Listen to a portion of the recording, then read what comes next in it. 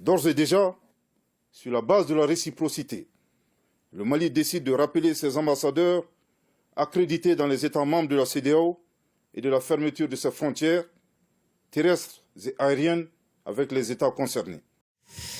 Bonjour Cyril Payen. Bonjour. La junte malienne ne semble donc pas ébranlée après ces sanctions adoptées par la CEDEAO. Alors effectivement, si les éléments de langage du porte-parole du gouvernement de transition, c'est la réciprocité, on peut très clairement parler de surenchère. On est dans une crise qui potentiellement peut avoir des conséquences importantes. Les premières victimes concrètes sur le terrain, c'est le vol Air France, le vol quotidien Paris-Bamako, qui ne va pas aujourd'hui, avec ses centaines de passagers, atterrir à Bamako. C'est une mesure claire de rétorsion parce que ce vol passe par les pays de la CEDEAO. Il semblerait qu'également ça concerne la compagnie turque. Donc c'est une application directe, une mesure de rétorsion. En effet miroir, c'est ce que disait le porte-parole, de réciproque de ces mesures extrêmement dures, beaucoup plus que l'on pouvait l'imaginer, beaucoup plus que la CEDEAO n'a jamais décidé, des sanctions extrêmement dures visant le gouvernement de transition malien. La CEDEAO n'est pas contente évidemment du chronogramme qui a été donné, 5 ans ramenés à 4 ans, ce n'est pas suffisant, on demande une transition plus accélérée,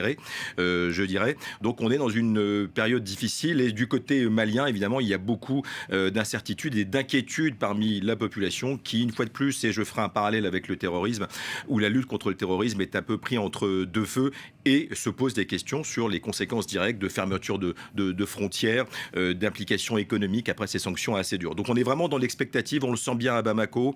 Il y a une manifestation politique française, pas anti-française, mais anti-politique française, qui est annoncée à 15h heure locale, c'est-à-dire bientôt. Est-ce qu'elle sera suivie? On ne sait pas. Est-ce qu'on est dans le début de cette fameuse surenchère entre les États sahéliens, la France, cette sorte de multilatérale de surenchère ou d'éléments de langage extrêmement durs? Difficile de le dire dans le contexte malien, mais il est vrai que les temps ne sont pas au beau fixe dans les relations entre la France et Bamako. Pour revenir sur Air France, ça veut dire que la France s'aligne là sur les positions de la CEDEAO C'est le gouvernement de transition qui n'accepte pas qu'un vol Air France atterrisse. D'accord. Pour l'instant, c'est comme ça qu'on le comprend. Et ça sous-entend aussi l'ensemble des intérêts français. Et puis les premiers intérêts français, c'est la force Barkhane.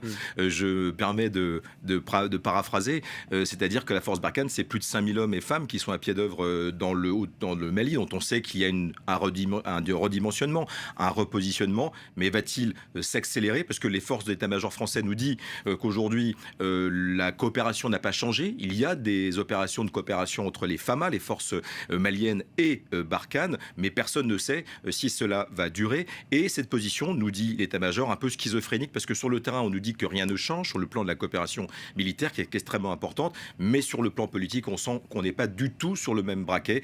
Donc on est dans cette contradiction un peu dangereuse. Donc ça va encore compliquer la donne pour les Français? Très certainement, on peut s'attendre à des annonces, on peut s'attendre à peut-être une accélération, et on ne parle pas nécessairement uniquement de la France, mais également de la position européenne, d'autant que la France, on le sait, préside l'Union européenne depuis le 1er janvier. Donc il y a une série d'implications qui sont dangereuses dans le contexte sahélien, dans le contexte malien particulier, dans le contexte aussi où la France, on le sait, a transféré quelques bases, 3 bases, dans le nord du Mali pour le donner aux forces maliennes. Donc c'est une grande incertitude, c'est le moins qu'on puisse dire, un contexte un peu volatile, et déjà donc la première victime, ce sont d'abord certainement les inquiétudes fondées des Maliens évidemment, mais également ces vols qui ne sont annulés sine die pour relier la capitale du Mali.